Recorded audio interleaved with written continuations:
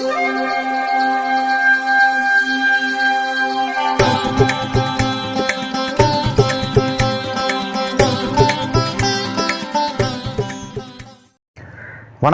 வசந்த காலம் YouTube channel வாயிலாக ஜோதிடர் சண்முகப்பிரியன், சென்னை அடையாறிலிருந்து.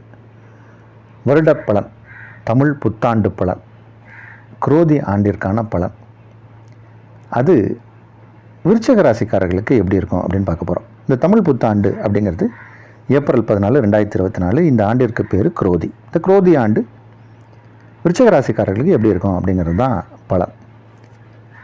நம்ம இந்த பலன் பார்க்கறதுக்கு முன்னாடி பஞ்சாங்கத்தில் என்ன சொல்லியிருக்கு, ஒரு வருஷத்துக்குன்னு ஒரு வெண்பா போடுவாங்க. அந்த வெண்பாவுக்கு ஒரு பலன் போடுவாங்க.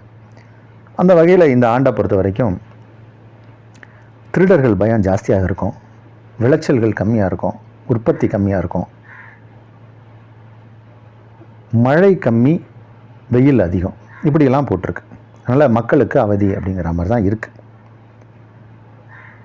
ஏதாவது வியாதிகள் வரலாம் அப்படிங்கிற மாதிரியான ஒரு குறிப்பு தெரிகிறது. அதனால் நம்ம இறைவனை பிரார்த்திக்கணும்.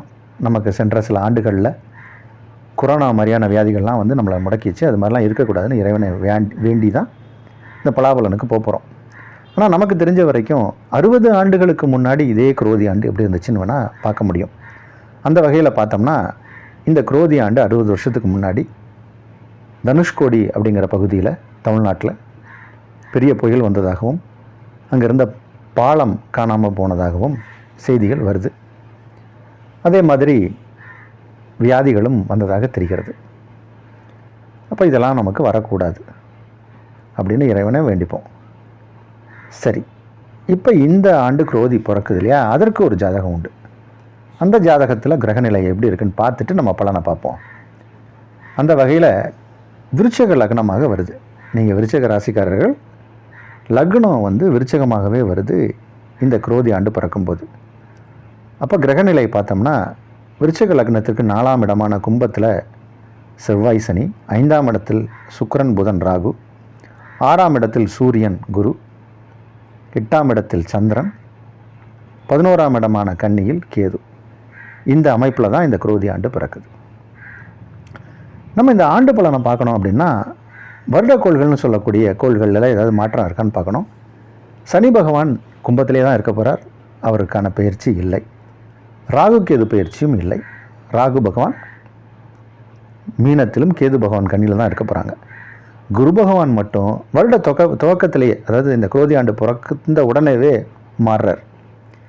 குரோதி ஆண்டுங்கிறது ஏப்ரல் 14 பிறக்குது. மே மாதம் 1ஆம் தேதி குரு பயிற்சி. குரு பகவான் மேஷத்துலேருந்து ரிஷபத்துக்கு போகிறார்.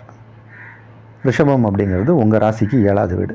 இப்போ இந்த அடிப்படையில் இந்த கிரகங்களெல்லாம் வைத்து விருச்சிக ராசிக்கு பலன் எடுக்கணும் அப்படின்னா குரு பகவான் 7லையும் 11ஆம் இடத்தில் கேது சஞ்சரிப்பதாலும் உங்களுடைய முயற்சியில் வெற்றி பிரமாதமாக இருக்க போகுது. இந்த ஆண்டு உங்களை பொறுத்த வரைக்கும் விருச்சிக ராசிக்காரர்களுக்கு இந்த குரோதி ஆண்டு ஒரு அமோகமான வளர்ச்சிக்குரிய ஆண்டு தான். 7ல் குரு இருக்கார். அதனால் கணவன் மனைவி இடையே ஒற்றுமை மேலோங்கும். கல்யாணத்துக்கு வரன் தேடிக்கிட்டு இருந்தாங்கன்னா இப்போ கல்யாணம் நிச்சயமாயிடும். ஏன்னா 7ல் குரு வரும்போது திருமணம் நடக்கும். அப்போ இந்த ஆண்டு குரோதி ஆண்டில் திருமணம் கைகூடும். இது வரைக்கும் தடை இருந்துச்சு அப்படின்னா இப்போ தடை விலகியது. திருமணத்திற்கான ஆண்டு. கணவன் மனைவி இடையே ஏதாவது கருத்து வேறுபாடுகள் இருந்தால் அதெல்லாம் சரியாகி இப்போ ஒற்றுமை மேலோங்கும்.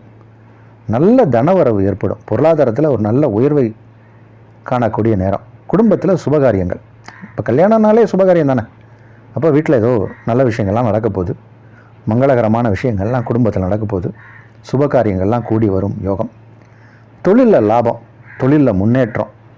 செய்தொழில் எதுவாக இருந்தாலும் அதில் நல்ல ஒரு லாபத்தையும் நீங்கள் மேற்கொள்வீங்க. கூட்டாளி இடையே ஏதாவது பிரச்சனை இருந்தால், பார்ட்னர்ஷிப்பில் ஏதாவது பிரச்சனை இருந்தால் அதெல்லாம் சரியாகி நல்ல கூட்டாளிகளிடையே ஆதரவு கிடைக்கும். அவங்களும் உங்களுக்கு நல்ல உங்கள் நிறுவன வளர்ச்சிக்காக வேலை செய்வாங்க. தொழிலாளர்கள் அவர்கள் எல்லாமே உங்களுடைய நிறுவனத்திற்காக வேலை செய்வாங்க. உங்கள்கிட்ட வேலை செய்கிறவங்க எல்லாருமே அனுசரணையாக இருப்பாங்க. வேலை செய்கிறவங்களுக்கும் உத்தியோகத்தில் ஒரு நிம்மதி இருக்கும். நம்ம வேலை செய்கிறது முதல்ல நிம்மதியாக இருந்த இடத்துல போய் வேலை செய்யணும். அப்போ வேலையில் ஒரு நிம்மதி இருக்கும். பதவி உயர்வு உண்டு. சில ட்ராவல் பண்ணிகிட்டே சில பேர் இருப்பாங்க. அந்த பயணங்கள் எல்லாமே அனுகூலமாக இருக்கும்.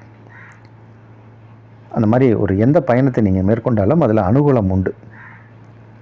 பழைய பாக்கி கடன், நீங்கள் யாருக்காவது கடன் கொடுக்கணும், நிறைய கடன் தொல்லையில் இருக்கீங்கன்னா அந்த கடன் எல்லாம் இந்த ஆண்டு அடைச்சிடுவீங்க. கடன் எல்லாத்தையும் அடைக்கக்கூடிய சூழ்நிலை உண்டு. கடன் குறையும், சேமிப்பு உயரும். சனி பகவான் 4ஆம் இடத்துல இருக்கார். இது 8ஆம் இடத்துல இருந்தால் அஷ்டம சனி, 4ஆம் இடத்துல இருந்தால் அதில் பாதி அர்த்தாஷ்டம சனி. இந்த 4ஆம் இடத்துல இருக்கிற சனி பகவான் மட்டும் கொஞ்சம் அலைச்சல்களை ஜாஸ்தி கொடுப்பார். இருந்தாலும் அதுவும் அனுகூலமாக தான் இருக்கும்.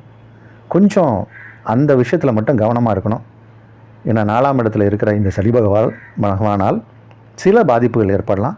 சனி பகவானுக்கான பிரீத்திகள் செய்து கொள்வது நல்லது. சிவ ஆலயம் சென்று வருவது எப்பயுமே சிறப்பு. ஏன்னா சிவனை தொழுதால் சனி பகவானால் பெரிய பாதிப்பு இருக்காது. அதனால் குரு பகவானும் உங்களுக்கு அனுகூலத்தை தான் செய்ய போகிறார். பிரமாதமான ஆண்டு, குந்த குரோதி ஆண்டு, உங்களுக்கு நன்மையே நடக்கும்.